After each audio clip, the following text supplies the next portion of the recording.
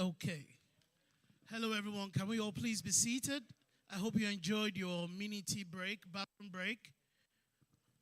And to those who are just joining us, we'd like to welcome you to the 8th Annual MPIT Conference 2026. If you're ready for the next speaker, can I hear a round of applause, please? Oh, thank you for adding the shout. That's amazing. So, we'd like to quickly do something in the room. We'd like those who are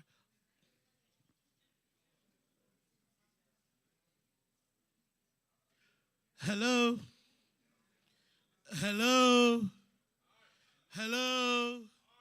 Can I have everyone's attention on this environment? Thank you. So, like as I was saying, to those who missed the information, you can go to the backup files, you get it. We need the room to be properly occupied, so we'd like to indulge you, all our guests and friends. Please, if you could come forward, let's occupy the first 3-4 rows. Thank you very much as you do that. To those of us at the back, let's occupy the first 3-4 rows. Thank you. Please oblige. Thank you. Thank you. Thank you. To those of us in front, can we appreciate them with a round of applause for, in the effort. The reason behind this is for production purposes, when we're taking still pictures, and also for video coverage, visuals. Just need a good full row. There are seats in the first row, first row, the second row, please. There are like 4 seats in the middle. I'd like some people to please help us occupy it before I come to pick you one after the other.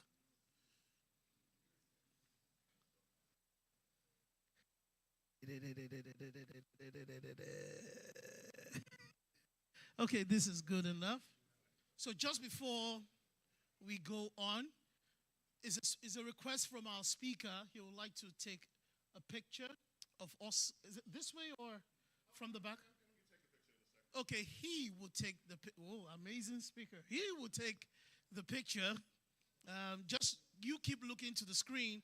He will take it from right, or you want them to look at you at the back? So no, I'm just gonna do a selfie and just let me do that real quick. So it's gonna be part of the workshop, honestly. So we'll see how we use it.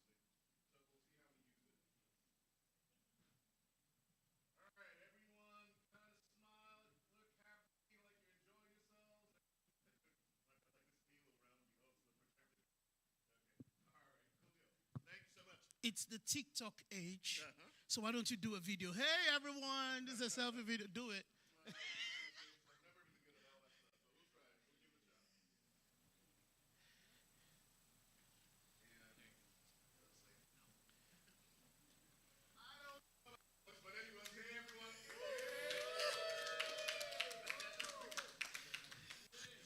All right, thank you so much. We'll see what we do with that.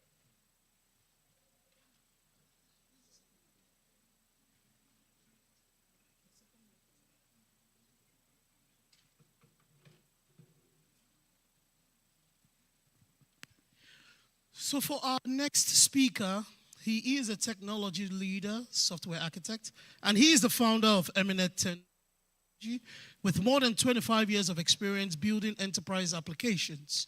He specializes in helping people and also organizations to use AI, automation, and modern software development. He also would like to open his heart and share today the practical look at AI agents and show how these tools can move beyond conversations to actually doing meaningful work. Ladies and gentlemen, please let's receive our next speaker, Mr. Philip Ochu.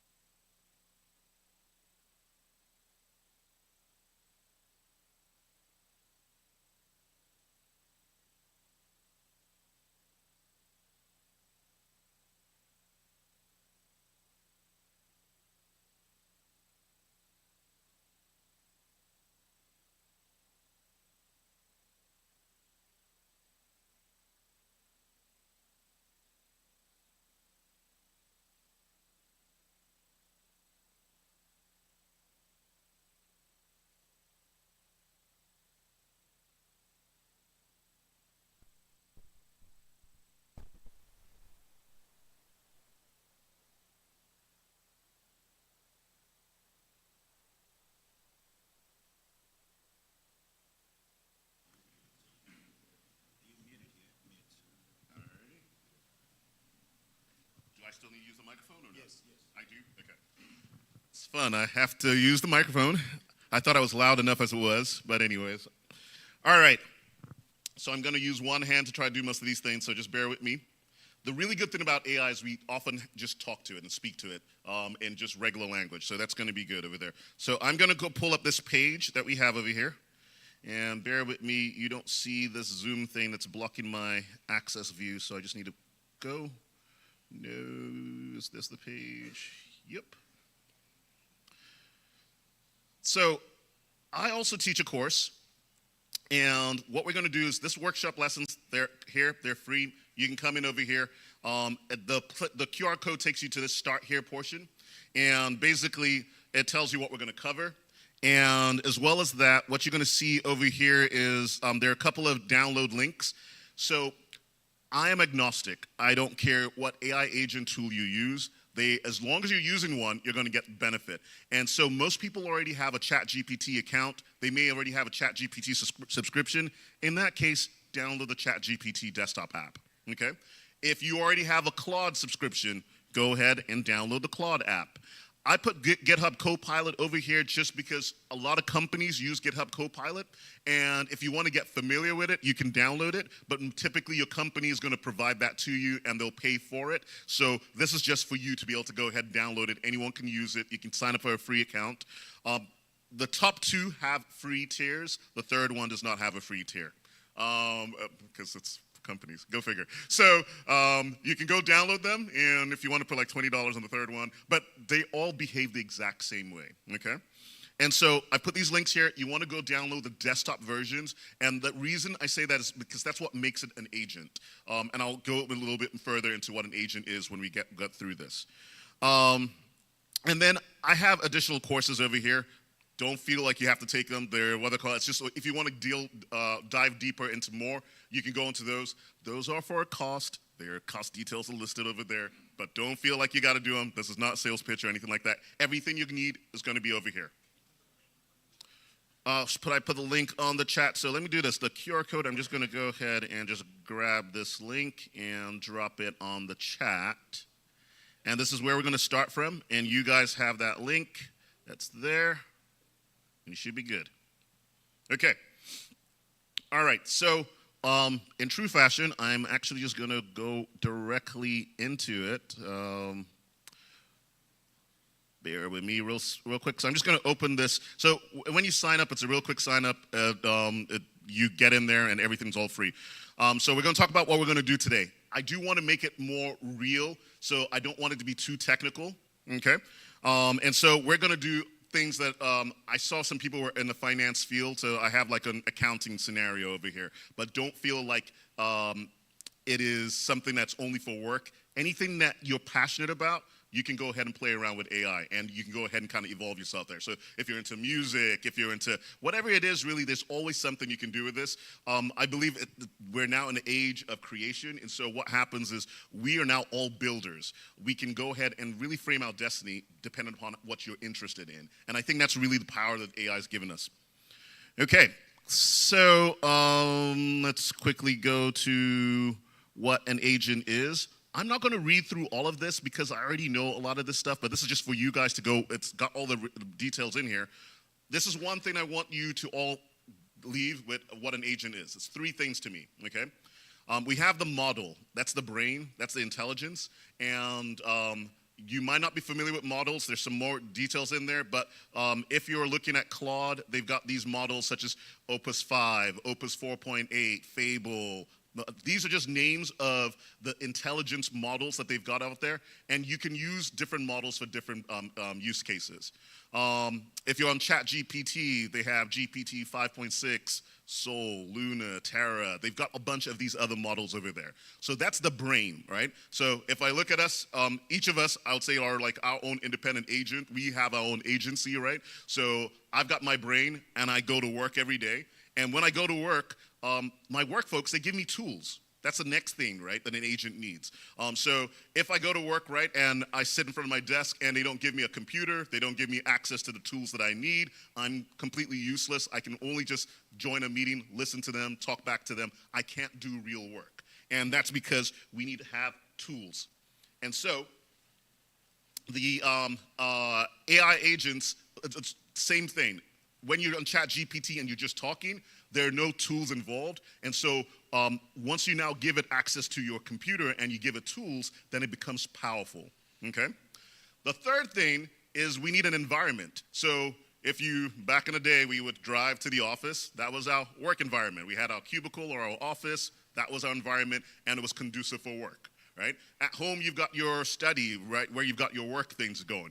And if you don't have that, you can't really do things. You need, and the environment is different for different use cases. So for instance, if I'm a NASCAR driver and I'm driving in the slowest car possible, that's a really bad deal. I'm not gonna win any races. But if I have some, supercharged Lamborghini, Ferrari thing or whatever, then I can go ahead and speed on because they're giving me the right tools and I'm in the right environment, right? So you need all those three things for an agent. So we've got the model, they're the raw intelligence. The tools give it its hands into the real world, okay? And then an environment, which is typically gonna be your computer. At work, it may be one of their computers, it may be their servers, right? They may have other things, but we need somewhere for that agent to kind of work, okay? And so those are kind of the things that we need, and that's what makes it an agent versus just a regular chat bot. So if you're just talking to Chat GPT, and there's nothing wrong with that, but it's not really doing the work for you. Now, lines are blurring a little bit because now if you've got to the new Chat GPT, they've got Chat GPT for work where they give it an environment, they give it tools, and they put it in the cloud. So now it's blurring lines a little bit, and you can actually do work over there as well. Okay? So if there's anything I want to get from you guys is that, hey, this is all an agent is. It's not fancy. We have intelligence with tools and an environment. Okay? All right, so that's what this portion is over here, and you can always look through it. I'm going to go ahead and show you what the apps look like. I have all three of them installed over here, and I'm just going to go through just so that way so we can kind of understand what we're seeing over here. They have different forms of, when they first started out, about a year or so, I think February last year, was kind of the first terminal coding agent that came out, right? It was one of the first ones, Claude Code. And it came out with what's called a CLI. I don't want to bore you with the terms, but if you, old computers from back in the day, does anyone remember DOS or anything like that? The black screen where you got to type stuff? Okay, all right, okay. That's what that was. A lot of devs use that. I believe everyone should be using a desktop app because it's a little bit more approachable. It's like just using Instagram or Facebook. You automatically, it just clicks. You know how to use it, right? So that's what I want for you guys. So everyone should be downloading the desktop apps, and you can actually do everything that you can do in the CLI in the desktop apps. I do not use the CLI any longer. I only use the desktop apps for everything, and you can do a lot more things than you think you can, okay? So all of them look alike, so I'll just describe them. Over here, you typically will have what we call project folders or working folders, okay? And the reason for this is you could be doing different things, right? I could be doing something for church, and so I may have a folder called church, and all my conversations for church stuff will go there.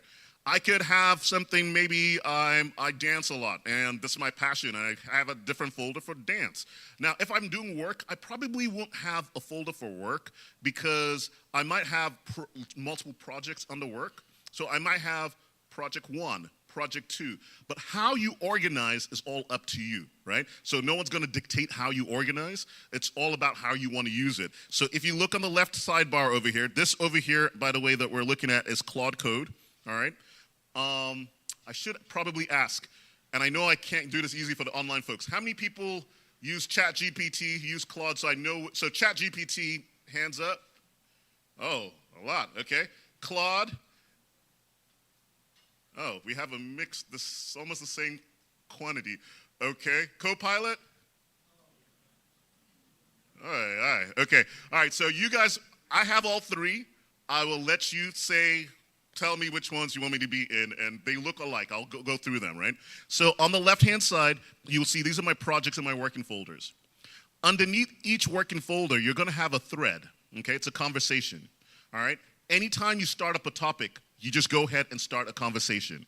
And that's where the agent's gonna be. And that agent's gonna stay there and talk with that conversation with you, okay? And so this content pane is the area where I put questions and it responds back to me.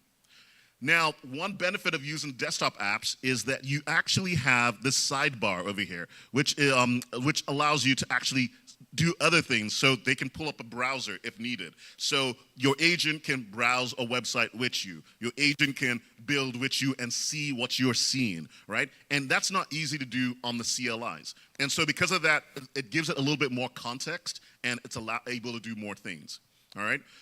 All of them also have the capability of doing what are called routines or automations. So that means if you do certain things over and over again, and you're like, why am I doing this every time? For instance, simple example. I work and I have to fill out a timesheet every week. It's always 40 hours, unless there's a holiday. Maybe it goes down to 32, all right? But that's general, and I want to say that's probably true for a lot of people over here. It takes maybe like 5 to 10 minutes of my time. It's not a lot of work, but I have to do it. I have to do it on Fridays. Otherwise, a manager's going to shoot me an email on Monday saying, where's your timesheet, right? Everyone's got that.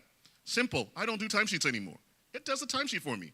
I'd say, hey, go ahead, 8 a.m., Fridays, fill out a timesheet for the whole week, send me a message, say, do you approve 40? In case I was on vacation that week, I quickly say, oh no, do 32.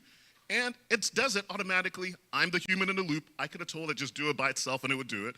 It does it. It reminds me every single time. I do it by my stand-up, so I know that it's going to happen while I'm by the computer, and it's scheduled. I don't do it anymore. So automatically, that's one task off my list. No manager is ever going to come up to me and tell me, you did not fill out your timesheet, okay? Because it was done. Now, that's a simple, silly thing, but I'm just showing you how it's doing something that I would have had to do. And so now I just go through my day and say, hey, do I really need to do this, or could I delegate this to someone else? We essentially are becoming managers, okay, is what we end up being. And so all of them have the same thing. They'll have a routines or automation section. They will have this left pane for your sessions, and this is where you go ahead and talk. A lot of them now also have this microphone over here where you can actually click on them and you can have a good conversation with them. So that way you don't even have to go ahead and start typing. ChatGPT, oddly enough, just recently integrated their voice chat. And that one's a little bit different because you can have a conversation and keep on going back and forth, and it's talking to you, and then you say, go do work. And it's pretty incredible to see. And I'm sure all the other ones are going to do. These other ones do transcription, which is just take your voice and convert it to text. They don't talk back to you, whereas ChatGPT does.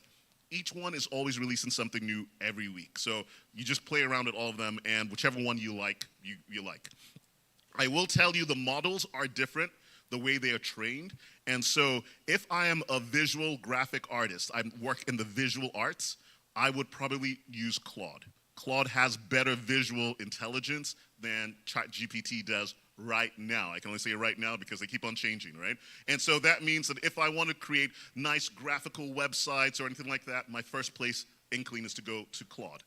If I am doing something that is really precise, scientific, engineering-based, anything of that where I don't want it to make, I don't want to say mistakes, but I want it to be very accurate, it can take its time, I will go with Codex or ChatGPT. They are the ones that, they have a slight edge. They are more like professors. If you're talking to them, they sound and talk like a professor, which sometimes is annoying because I prefer the collaborative nature of Claude, okay? And so you pick which one, you talk to them, and you'll feel the style you like, and you can work with multiple models and then just kind of go back and forth, okay? All right, any questions about the UI? I'm gonna switch real quick over to ChatGPT so you can see it looks exactly the same. Go for it.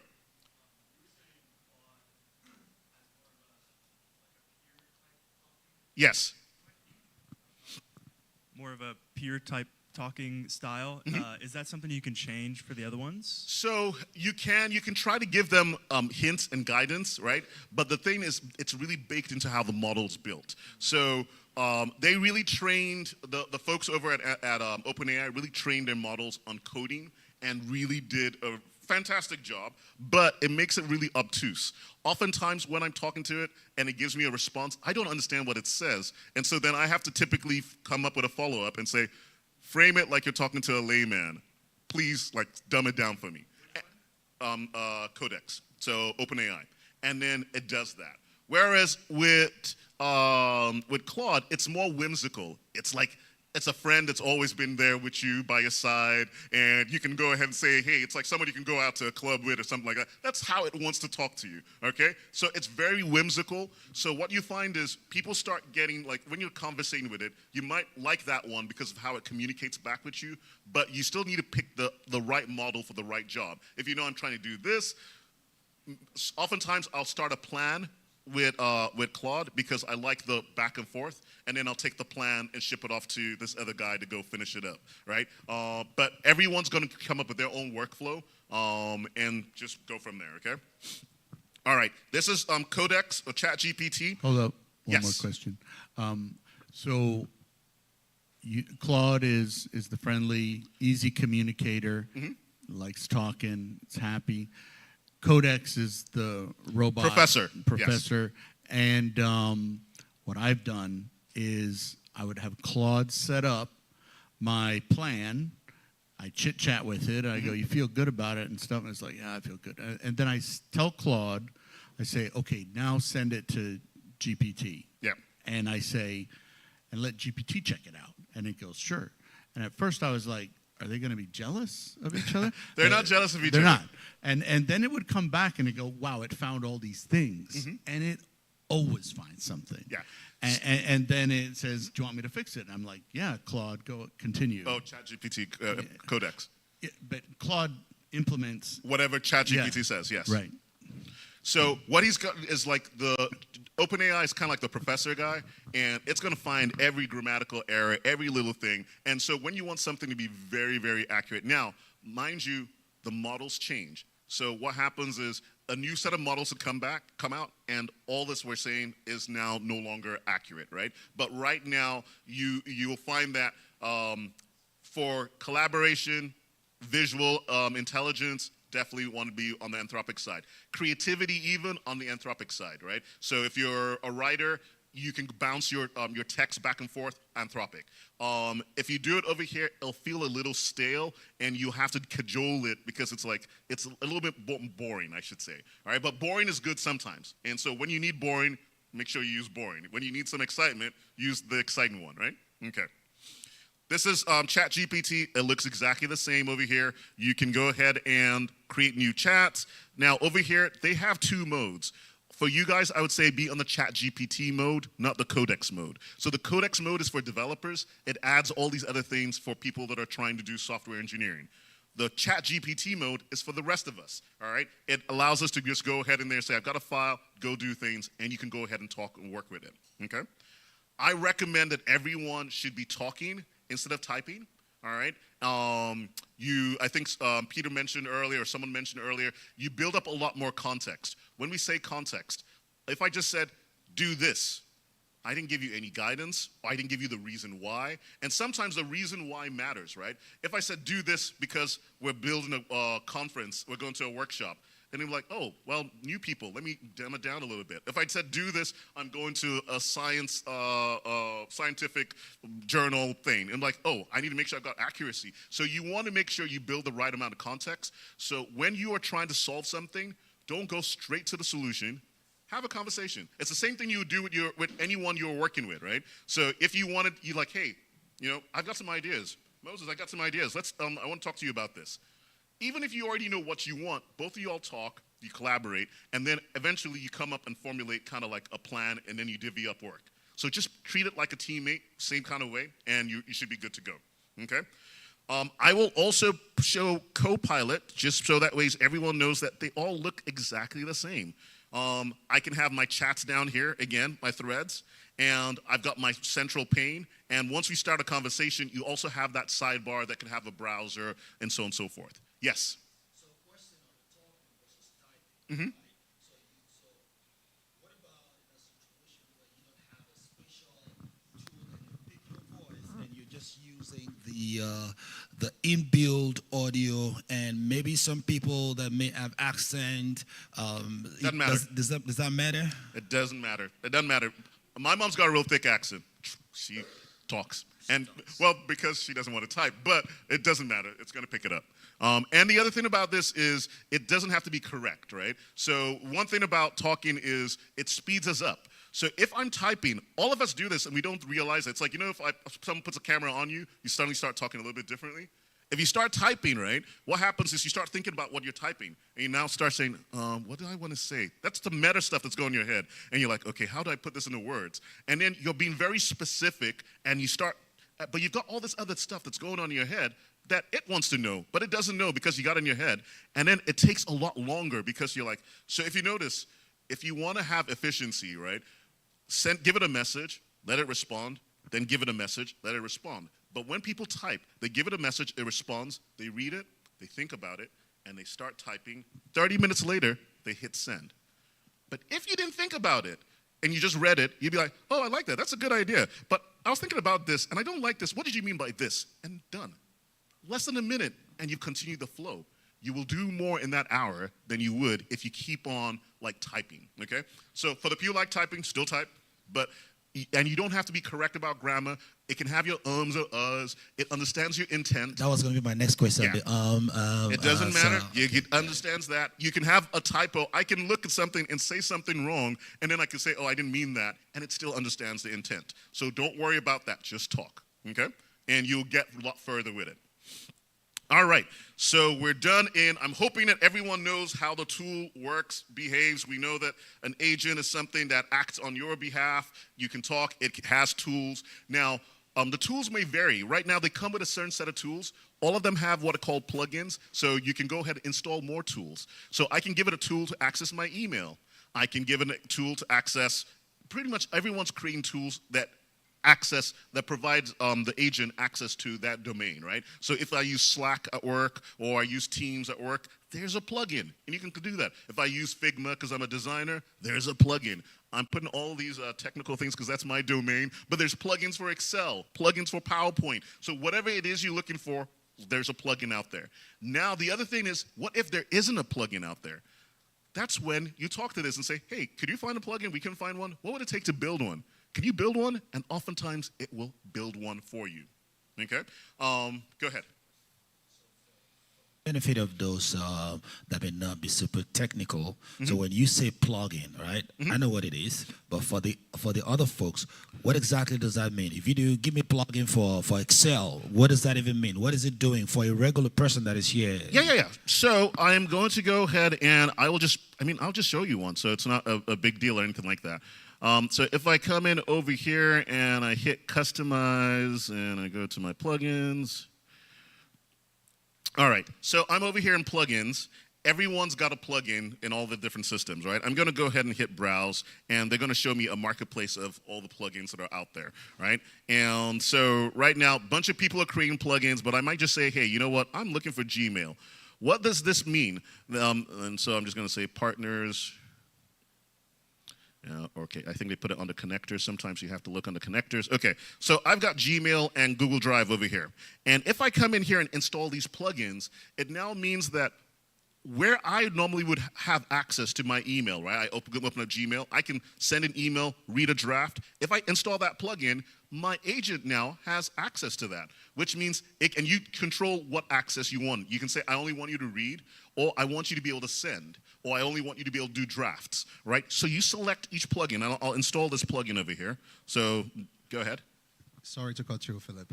Just for the sake of people too, right? I know you're going through different analysis, okay? So, for example, now you were in Copilot, you switched over to Cloud. Some people would not know. So. Oh, yeah. So I'll try to mention, I'm over in Cloud over here. It seemed like, well, actually, everyone seemed to have all the tools, so at least in this crowd. But the whole idea is I come in over here, and I'm already connected on this, so I guess I can't disconnect from, well, I can disconnect and reconnect. Let me do that. So I'm going to disconnect from my Gmail, and then once you install the plugin, it's going to go ahead and tell you, hey, so I'm going to hit this connect button. And when I do that, it's going to take me to Gmail's website and say, hey, you know, this person wants to use your what do you call it? Do you want them to be able to use it? Sure. Let me go continue as me. Obviously, you already have your credentials for whatever tooling you're using. So I'm going to come in over here. It's going to accept. And it's, of course, because of The security nowadays, you have all types of security. So it's giving me a code to accept. I'm going to say, yes, this is me, and I'm at this conference. It's going to accept this, and I'm going to go click continue. And then it's now saying, hey, Claude for Gmail is going to have access to your email. They will read, compose, and send emails on your behalf. I'm like, okay, sure, that's fine. Let's go ahead and hit continue. And we're now connected. It's going to tell me, do I want to open up my desktop app? My desktop app is already open, and it's now being granted access to Gmail, okay? And so at this point, I'm now connected. So now when I go ahead and give it a conversation and I say, hey, can you check my email from Moses? It can go ahead and pull that up. Actually, matter of fact, why don't we just do that, over here. And we're going to be at the workshop. I'm going to create a new session, totally different thread. Now, I'm putting out the workshop just because I don't have a specific project I want to put it in here. And I'm going to click on their thing over here and say, can you check my email and see what I received from Moses today? All right, so that, I'm going to hit send. And so it's now going to go access my email and go ahead and look, see what it is I received from Moses. He sent me a Zoom link, so hopefully, oh, I'm still talking.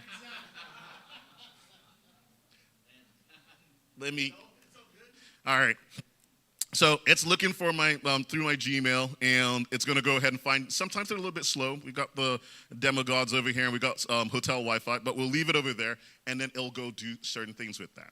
Okay, so that's the idea behind that. So if I had added a plugin to my Dropbox, where I just put my photo on there, the photo we had, I can go grab that photo and create a quick website and post it up. Yes.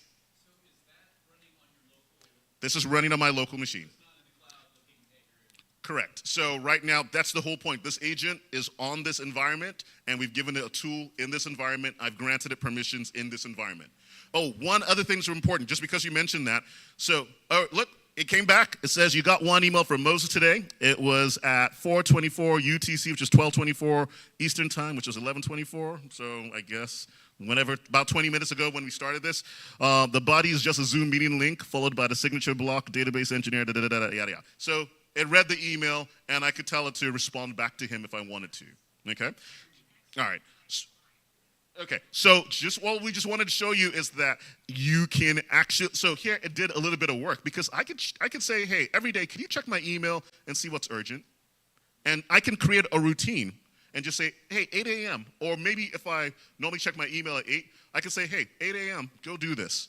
If there was a plugin that had access to my cell phone, I could say, check everything. And anything that's urgent, maybe from these people, certain people, send me a text real quick. So that way I see it, okay? And there it's already doing work for you, right? A lot of us work in ticketing systems, support systems, where maybe we have a JIRA, that's in my work of the area of the world, or work item, or a ServiceNow ticket. Whatever ticketing system, maybe you guys have an Excel spreadsheet that's on the network that you guys put in all your work into.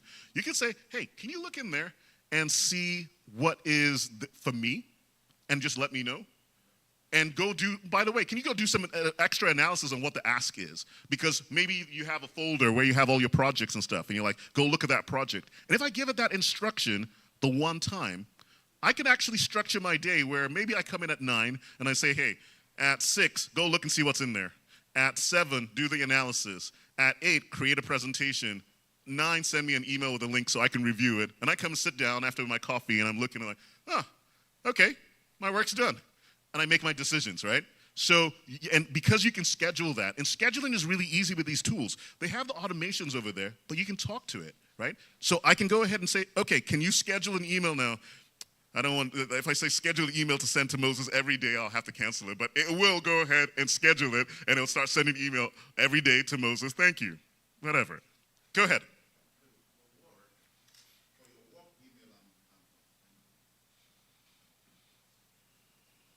Can I sit down? Go for it. So for your work email, I'm particularly concerned about getting tool to do your job. So how can we guarantee the security or the privacy of your organizational emails? Mm-hmm. So would you touch that area to know how organizations can secure whatever? Because if you integrate this tool now to your official email, you know, to check your boss's messages, Well, rank- so you wouldn't be able rank to them check or your something boss's and all of that. message. So remember the tool. So think of it as a teammate, all right? And it's not good to, what's the word, anthropomorphize? I forget the big word that says try to make them feel like they're human. It's not good to try to treat them as humans, but at the same time, think of it in that lens, right? If I was a manager and I now have an assistant, a personal assistant, all right, in that company, I would choose what access I want to give that person, all right? Now, obviously, I have to abide by whatever my company's policies are. So if my company says, hey, here are the approved AI tools we can use, and they pick them for a variety of reasons. Some of them have zero data retention, which means that the data there, we don't keep a copy of it. You only have it. And so that's why a lot of companies will pick those, right? So for instance, some companies will use, Amazon's got Bedrock, Azure's got Foundry. They can go ahead and say, hey, we've already certified it. It's got zero data retention. It's actually separate from the one that, it's a separate instance from the one that the public uses, all right? It's put in a separate domain, right? So they've already got all those, and if they've got those agreements, your companies will tell you use those. In that case, use that, right?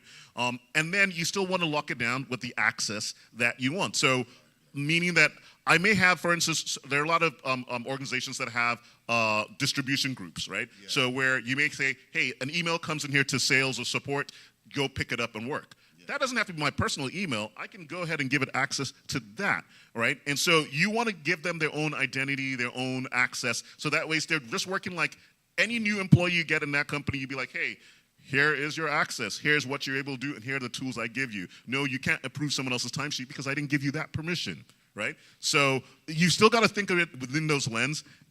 Go ahead. As a follow-up, regarding the timesheet, because that was a very good example you gave.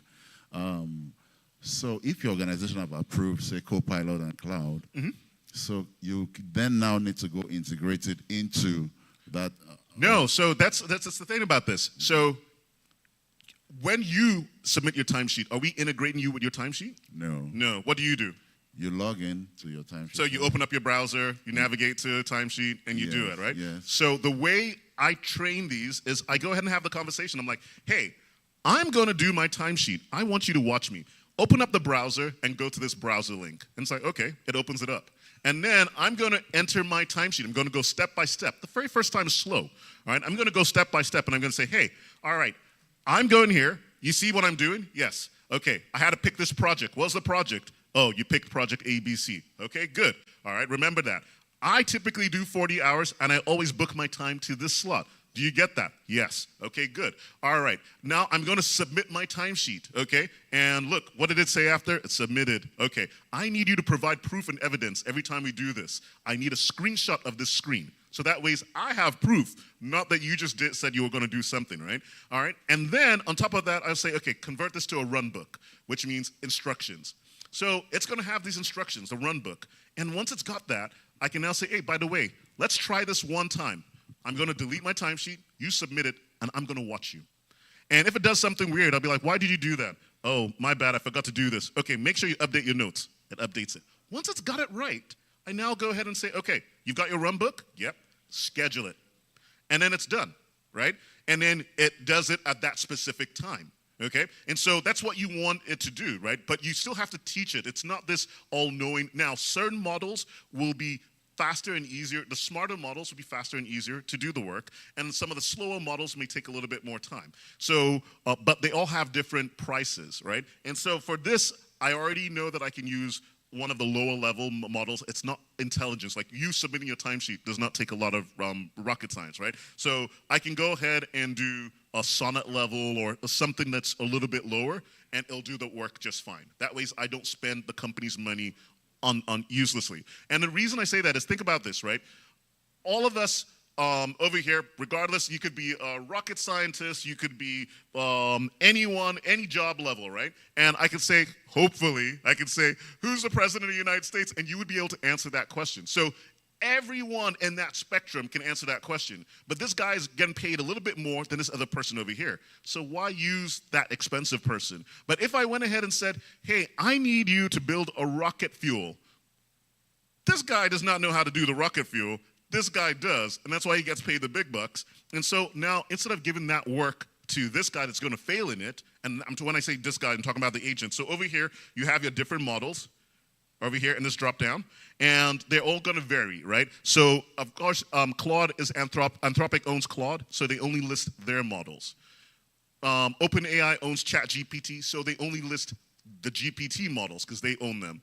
Copilot has its own set of models it's been introducing of late, but they're still not as good as all the other models, and so because of that, they give you a whole list of models, and your companies can go ahead and control them. So if I come in over here and I say I want to do a chat real quick, I can pick from the GPT models, Claude models. You'll see that I can pick Kimi K2, that's a Chinese model. This is Microsoft's model, MAI. So we can pick a lot of models, and they all have different prices. When I hover over them, you'll see it'll show the price over here on the right-hand side.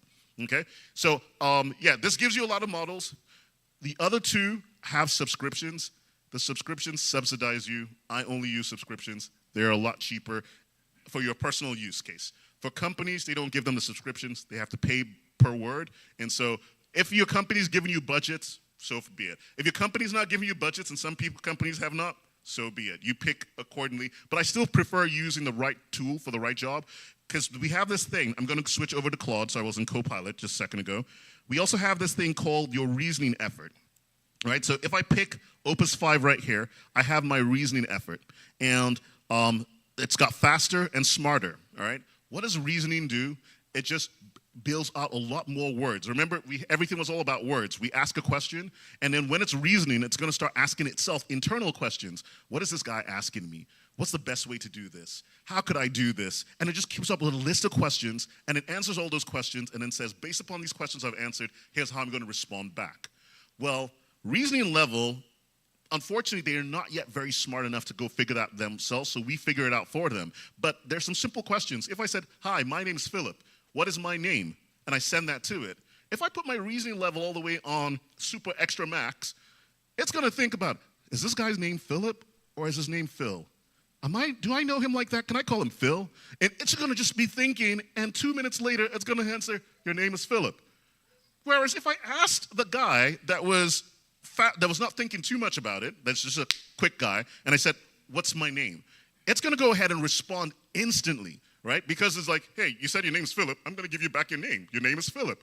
That made sense. So the problem is for humans, we know when to think a little bit extra about a problem. Like someone asks me a deep, thought-provoking question, you might think about it a little bit. But then there's also when it's that's a simple thing, I can give you the answer right there and then. They can't do that for themselves, so you have to pick that. So people normally keep it kind of in the middle, so that way it's a good balance, right? But if you know it's a hard problem, you've got to shift that. And you shift it longer, and you know by shifting it longer, it's going to take longer for it to answer you, but it's going to be more thorough and more detailed. But if it's something that you don't need to be thorough and detailed, then dial it back down. I keep it kind of balanced somewhere between medium and high. That way is depending upon what type of work I'm doing. Okay? So that's something over there. All right. Okay, any questions so far? Yeah, go for it. Oh, the mic?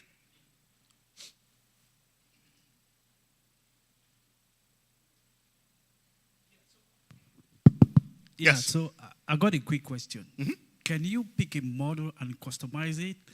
And in that case, for a particular task, you customize it for a task?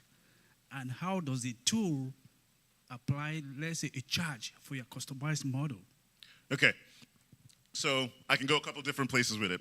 When you say customize, when we do custom models where we're actually doing training on the model and we're teaching it. I don't think that's what you're asking for, but if it is, I'll answer that. Yes, you can. But the problem with that is it's a very technical process and you need a lot of data. So when you look at this right now, the models are all trained on copies of the internet and copies of every book that was ever sold because they went through plagiarism. They just downloaded things without permission and they just copied everything they could and trained it on them. But everything that they copied was in the public domain. It was something you could find online. Well, guess what? All of my company files are not online. They're inside the company. You don't have access to them.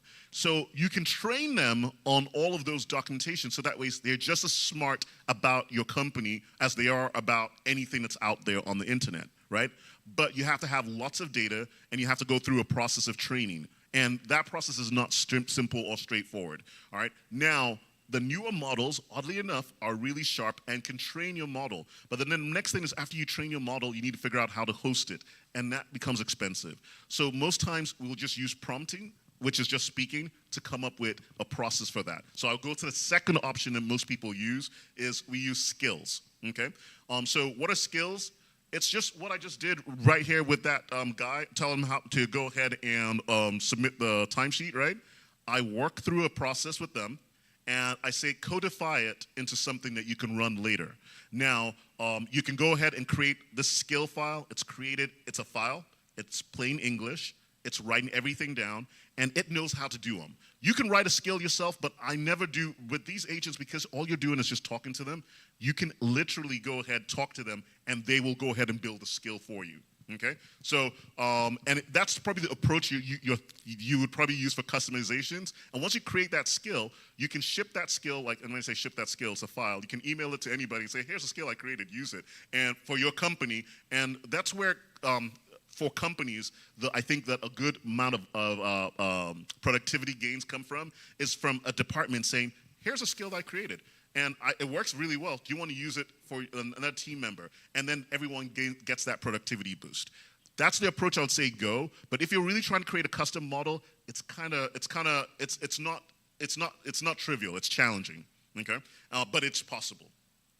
Okay, and they do it a lot. For instance, Opus 5 was distilled from a stronger model, and I'm going to stop talking about distillation because now I think I have to stop myself. I'm like, don't go too far deep into this because this is really all most people need. Okay, and once you have this, you can just think of different workflows. So it can read a folder, right? So I can have a folder on my computer that says, here's my intake folder.